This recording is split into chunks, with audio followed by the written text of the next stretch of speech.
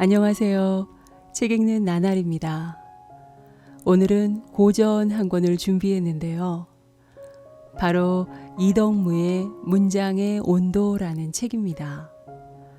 이덕무는 북학파 실학자로 조선 후기 최고의 에세이스트자 독서가였습니다. 당대 최고 지성인 박지원, 홍대영, 박제가 유두권과 교류하면서 위대한 백년이라 불리는 18세기 조선의 문해부흥을 주도하기도 했습니다. 이 책은 그가 저술한 이목구심서와 선귤당 농서 속의 소포문을 엮어놓은 것인데요. 사소하고 하찮고 보잘것없는 것들의 아름다움을 재발견해 그의 독창적인 글쓰기 철학을 바탕으로 담백하게 써내려간 문장들입니다. 지극히 소소하지만 너무나도 따스한 이덕무의 위로, 여러분도 함께 온기를 느껴보시기 바랍니다. 구독과 좋아요로 마음을 전해주세요.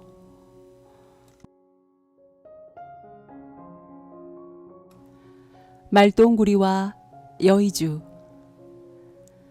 말똥구리는 스스로 말똥 굴리기를 좋아할 뿐 용의 여의주를 부러워하지 않는다. 용 또한 여의주를 자랑하거나 뽐내면서 저 말똥구리의 말똥을 비웃지 않는다. 말똥구리에게는 여의주가 필요 없는 물건이다. 용 역시 자신의 여의주가 귀한 만큼 말똥구리에게는 말똥이 귀하다는 것을 안다. 비록 상상의 존재지만 우주 만물 중 가장 귀한 동물로 여겨지는 용의 여의주와 가장 미천한 동물로 여겨지는 말똥구리의 말똥의 가치는 동등하다. 이제 우열과 존귀와 시비의 이분법은 전복되고 해체된다. 사람의 시각이 아닌 하늘의 입장에서 보자면 우주 만물의 가치는 모두 균등하다. 단지 차이와 다양성이 존재할 뿐이다.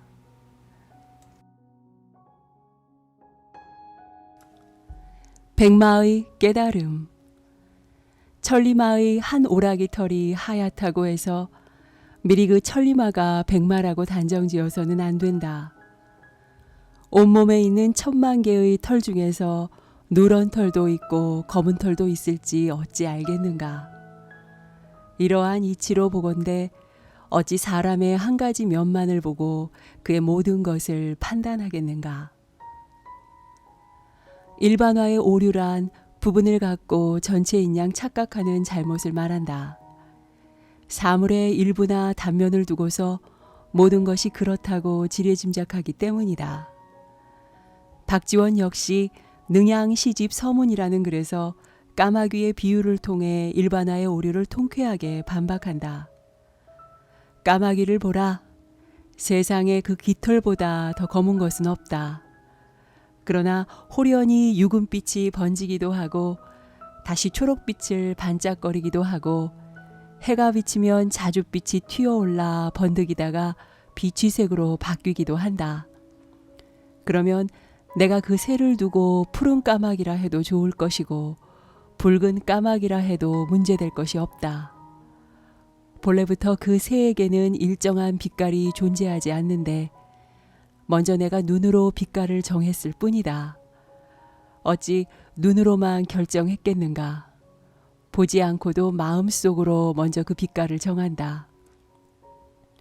획일성이 아닌 다양성의 눈과 마음을 갖추고 세상 만물과 우주 자연의 이치와 조화를 헤아릴 줄 알아야 한다는 이야기다. 백마를 백마라 단정하지 말라는 이덕무의 말은 꽃을 붉을 홍이나 까마귀를 검을 흑 한 글자로 가두어서는 안 된다는 박제가와 박지원의 주장과 일맥상통한다.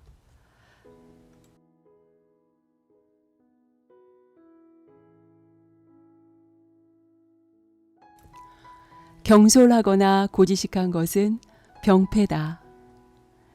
사람의 병폐는 천박하고 경솔하지 않으면 반드시 꽉 막혀 있다는 것이다. 두루 살펴보건대 이 두 가지를 모면한 사람이 많지 않다. 천박하고 경솔한 것은 움직임의 유패다. 꽉 막혀 있다는 것은 고요함의 유패다. 스스로 수양하려고 하는 사람과 다른 사람을 가르치고자 하는 사람이라면 이 두 가지를 반드시 짐작해야 한다. 학식이 천박해 쓸모가 없다는 고루와 보고 들은 것이 좁아 배울 것이 없다는 과문, 배워도 여전히 어리석고 어둡다는 뜻의 우몽, 이 세 가지는 글 쓰는 사람이 가장 경계해야 할 것들이다. 또한 세상과 주변으로부터 보고 듣고 사색하는 노력은 하지 않은 채 오직 자신이 읽은 서적과 문헌만을 맹신하고 추종하는 독학자야말로 고루하거나 과문하거나 우몽하다는 멸시와 조롱을 받을 만하다. 많이 듣고 많이 보고 많이 경험하고 많이 생각하고 많이 쓰는 것이 바로 이목구심서의 철학이다.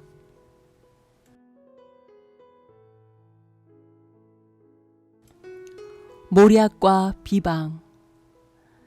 마음을 화평하고 기뻐하며 온화하고 평온하게 가져서 거역함이 없이 순리에 따르는 것이 바로 인생의 큰 복력이다. 마음을 관대하고 평안하며 고요하게 지니면 추울 때도 더울 때도 나를 침범하지 못한다. 옛사람이 불길에 뛰어들어도 타지 않고 물에 들어가도 젖지 않는다고 한 것은 바로 이러한 상태를 가리키는 말이다. 천하에 가장 상소롭지 못한 일은 아무 근거도 없이 다른 사람을 비방해 잘못을 더 씌우는 짓이다. 그러나 아무 근거도 없는 비방은 결국 곧바로 탄로나는 법이다. 이때 비방을 듣는 사람이 만약 떠들썩하고 어지럽게 자신의 결벽을 변명하기라도 하면 역시 시끄럽고 복잡하게 될 뿐이다. 비방의 경중을 가려서 더욱 신중하게 살펴야 한다. 남이 모략한들 어떻고 비방한들 어떤가. 마땅히 자신이 해야 할 일을 하고 가야 할 길을 갈 뿐이다. 필자는 백호 윤우의 천하의 진리는 한 사람이 모두 알 수 있는 것이 아니다 라는 말을 가장 좋아한다. 만약 누군가 그 다음으로 좋아하는 옛사람의 말이 무엇이냐고 묻는다면 한치의 주저함도 없이 이렇게 말할 것이다. 차라리 세상과 어울리지 못하고 홀로 쓸쓸하게 살아갈 망정 끝내 이 세상에 나왔으니 이 세상에서 하라는 대로 하고 이 세상이 좋아하는 대로 하겠다는 사람들에게 머리를 숙이거나 마음을 낮추려고 하지 않았다. 석의 박세당이 스스로 지은 묘지명에 남긴 말이다.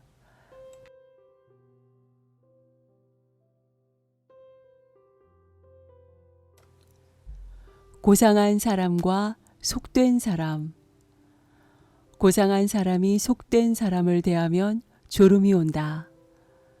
속된 사람이 고상한 사람을 대해도 졸음이 온다. 서로 맞지 않아 융합하지 못하기 때문이다. 속된 사람은 비루에 조는 것이니 말할 필요가 없다. 그런데 어찌 고상한 사람이 조는가? 그 마음이 좁기 때문이다. 만약 진실로 고상한 사람이 있다면 반드시 졸지 않을 것이다. 다른 사람을 용납하기 때문이다.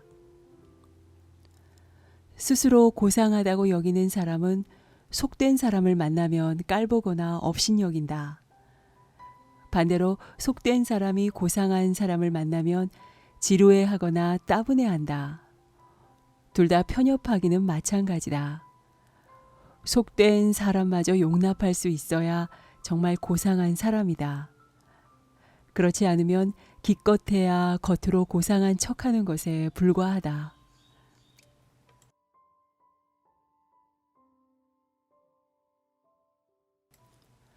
미워하는 마음과 좋아하는 마음.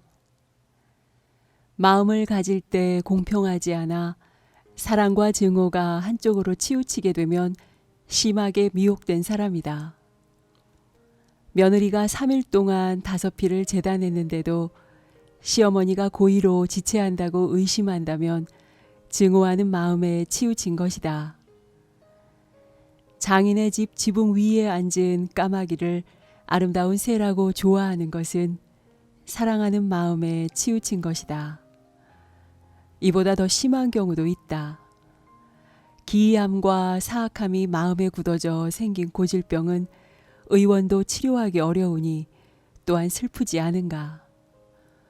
부스럼 딱지가 코에 이르자 이를 씹어먹으면서 마치 보고 같다고 말하고, 활줄이 지극히 곧은데도 이를 보고 마치 곱자 같다고 한탄한다.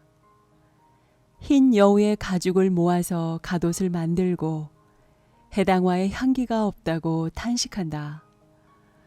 증오하는 것 가운데에서도 착한 것을 취하고 사랑하는 것 가운데에서도 나쁜 것이 있음을 알아야 한다. 그래야 천하의 지극한 공정한 마음을 보존할 수 있다. 아무리 맛있고 깨끗한 음식도 사람의 입으로 들어가면 변해 똥이 된다. 똥은 더러운 물건으로 누구도 좋아하는 사람이 없다. 그런데 사람은 똥을 거름으로 만들어 밭에 뿌려 곡식과 채소를 길러 거둔 다음 먹는다. 곡식과 채소는 깨끗한 물건으로 누구도 싫어하는 사람이 없다. 그렇다면 똥은 더러운 물건인가 깨끗한 물건인가? 똥은 좋아하는 물건인가 싫어하는 물건인가? 더럽고 깨끗하고 좋아하고 싫어하는 것이 이와 같이 뒤바뀐다. 똥을 보는 사람은 그것이 맛있고 깨끗한 음식에서 나왔다고 해서 취하지 않는다. 곡식과 채소를 먹는 사람은 그것이 더러운 똥에서 나왔다고 해서 버리지 않는다. 더러운 가운데 더럽지 않은 것이 있고 깨끗한 가운데 깨끗하지 않은 것이 있다. 좋아하는 가운데 싫어하는 것이 있고 싫어하는 가운데 좋아하는 것이 있다. 더러운 것과 깨끗한 것, 좋아하는 것과 싫어하는 것을 어찌 손바닥 뒤집듯이 쉽게 분별할 수 있겠는가? 미워하는 마음과 사랑하는 마음, 착한 것과 악한 것도 마찬가지다. 미워하는 것 가운데에서 착한 것을 찾을 줄 알고 사랑하는 것 가운데에서 악한 것을 볼 줄 알아야 공정한 식견을 갖추었다고 할 수 있다. 이익의 관물편에 실려있는 한 대목의 뜻을 빌려 생각을 펼쳐보았다.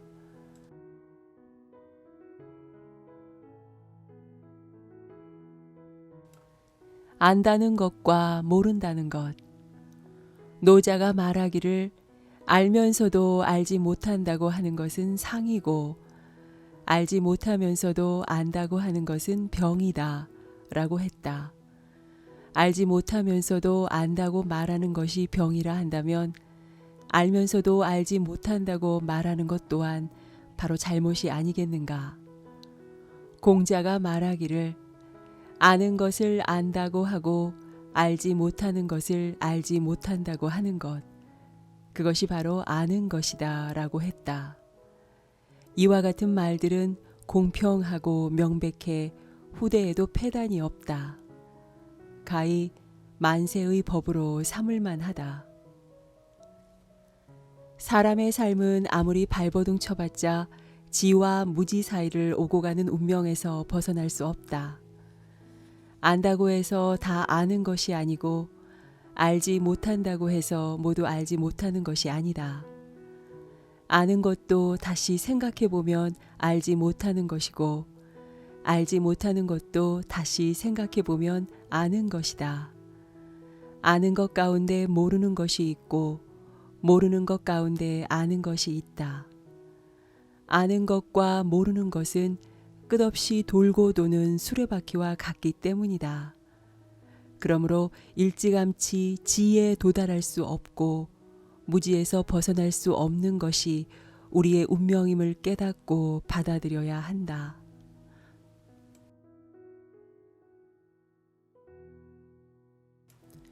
원망과 비방.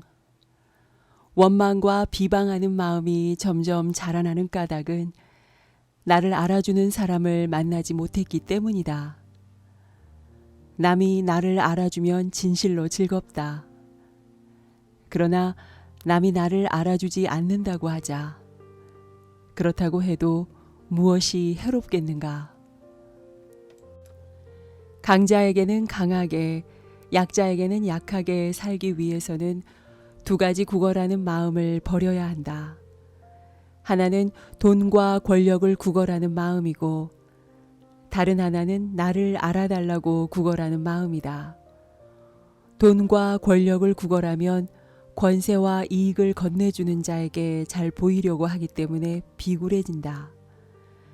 나를 알아달라고 구걸하면 명예와 출세를 건네주는 자에게 인정받으려는 마음이 마치 독버섯처럼 자라난다. 누군가 나를 알아주기를 바라는 마음은 과시욕이다. 과시욕은 약자에게 강자로 군림하려는 것 이상도 이하도 아니다. 남이 나를 알아주기를 바라거나 즐기지 말라. 그저 스스로 하고 싶고 좋아하는 것을 하면 그뿐 아니겠는가. 그러면 원망하고 비방하는 마음은 애쓰지 않더라도 저절로 사라진다.